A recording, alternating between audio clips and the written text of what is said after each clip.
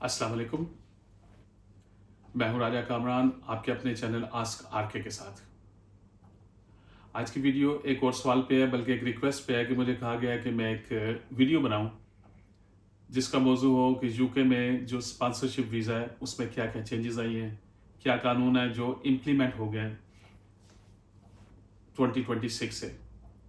क्योंकि बहुत से लोग यूट्यूब पे ये भी कह रहे हैं कि नहीं, ये चीज़ें इम्प्लीमेंट नहीं हुई अभी तक, ये अभी तक सिर्फ एक ख्याल है, ये एक आइडिया, इस पर नहीं हुआ।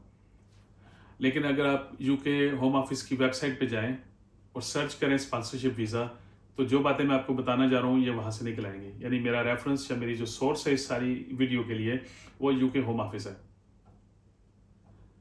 स्पॉन्सरशिप वीज़ा ऐसा वीज़ा था जिसपे हम लोग इंडिया, पाकिस्तान, बांग्लादेश, श्रीलंका से या अफ्रीका से, मिडिल ईस्ट में से भी बहुत से लोग आते थे। यहाँ पे पीएचडी वाले लोग आते थे।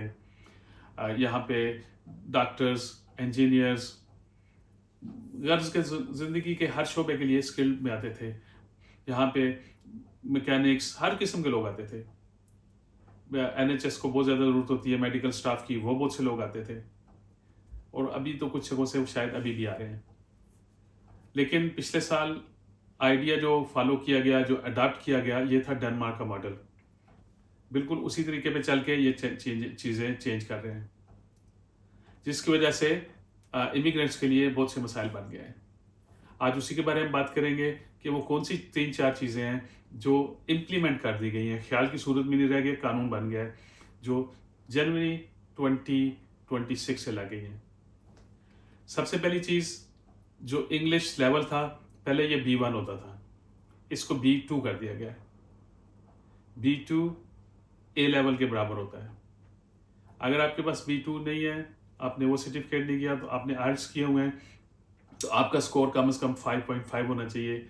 ये 5.5 भी इक्वल टू A लेवल्स ही है। यानी बहुत इस चीज़ को मुश्किल बना दिया गया आपकी इंग्लिश लेवल को, एंट्री लेवल से ऊपर चले गए आप। अब इससे फ़र्क क्या पड़ेगा? इससे फ़र्क ये पड़ेगा कि जिन लोगों ने पहले तैयारी की हुई थी, जिन्होंने B1 किया हुआ था, सर्टिफिकेशन ली हुई थी, अब उन्हें B2 करना पड़ेगा।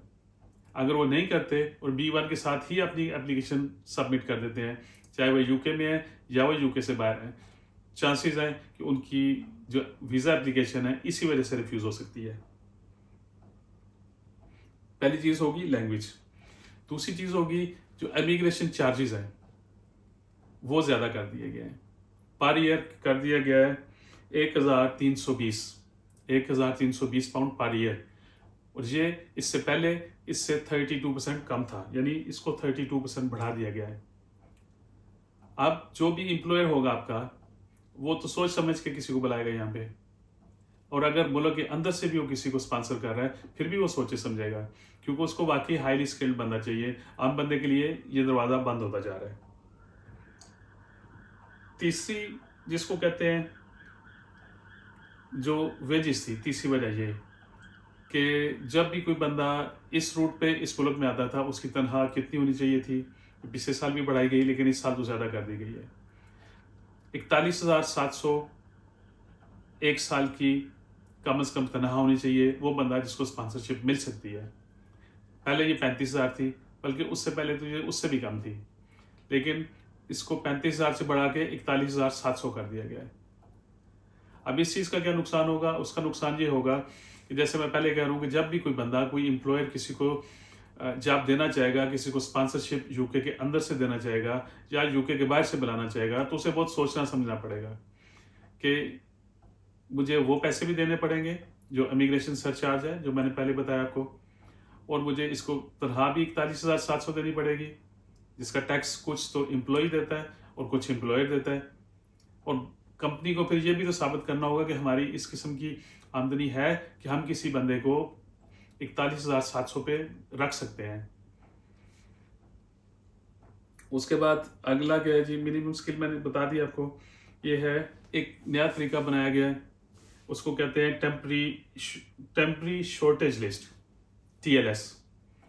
अब टेम्परी शॉर्टेज लिस्ट TLSL जो है, ये 26 से इंट्रोड्यूस कराई गई है कि जो आपके पास अगर हाईली स्किल्ड नहीं है आप, तो उससे थोड़े कम है, तो आपका नाम उस ये TSL में या टेम्पररी शॉर्ट लिस्ट में होना ज़रूरी है, वरना आपको वीज़ा नहीं मिलेगा जिसके लिए आप अप्लाई कर रहे हैं। और ये दिसंबर पिछले साल से लागू हो गई है। उसके बाद आखिरी पॉइंट वो ये है कि जब भी कोई बंदा यहाँ पे आता है तो वो रहने के लिए आता है, जैसे मैंने पहले कहा है। फाइनली आपको चाहिए होता है ILR, indefinite leave to remain, यानी पक्का वीज़ा, परमानेंट वीज़ा। अब ये 10 साल तक लेके जाया गया है। एक बात कही जा रही है, एक वादा किया जा रहा है, ये पक्का कानून नहीं बना है। वो ये है कि कुछ लोगों को 5 साल में भी मिल सकेगा, यानी 5 साल के एंड पे मिलेगा। किन लोगों को मिलेगा? जिनकी तनख्वाह 55,000 या उससे ज़्यादा की होगी, जिनकी इंग्लिश ठीक होगी, जिन्होंने पूरे 5 साल में कोई बेनिफिट्स नहीं क्लेम किए होंगे। वैसे जितने स्किल्ड वर्कर्स आते हैं वो बेनिफिट्स क्लेम ही नहीं कर सकते, ये उनके वीज़ा की एक कंडीशन होती है। और उन सारी पाबंदियों को पूरा करता हुआ जो बंदा यहाँ तक पहुँचेगा, उसकी एप्लीकेशन देखी जाएगी, अगर वो क्वालिफाई किया तो उसको दिया जा सकता है। लेकिन कोशिश की जाएगी कि लोगों को खींच के, लोगों को ड्रैग करके 10 साल वाले रूट पे डाला जाए। उसकी वजह क्या है कि इसमें बहुत सी फीसें होंगी जो 10 साल तक बंदे को देनी पड़ेंगी। तो कभी भी कोई एम्प्लॉयर आप किसी को रखेगा तो बहुत सोच समझ के रखेगा तो किसी बाकी हाईली स्किल को रखेगा, और कोई बड़ी कंपनी होगी। पहले से जो छोटे साइज की कंपनियां थी वो भी लोगों को बुला लेती थी। अब छोटे साइज की कंपनियां सिर्फ टेम्पररी शॉर्ट लिस्ट वाले लोगों को बुलाएंगी, क्योंकि उनको अपना भी ख्याल करना है। तो ये सारे मसाइल हैं जिन्होंने स्पॉन्सरशिप वीज़ा को बहुत मुश्किल कर दिया है। पहले स्टूडेंट्स भी PSW के बाद स्पॉन्सरशिप कहीं से ढूंढ लेते थे, या PSW से पहले ही, अब उनके लिए भी काम बहुत मुश्किल हो गया है। तो ये सारी इसकी बात थी। उम्मीद है कि मैंने चीज़ ठीक तरीके से एक्सप्लेन कर दी है। और जैसे पहले मैंने कहा है कि ये सारी चीज़ों की सोर्स जो है वो UK होम ऑफिस है।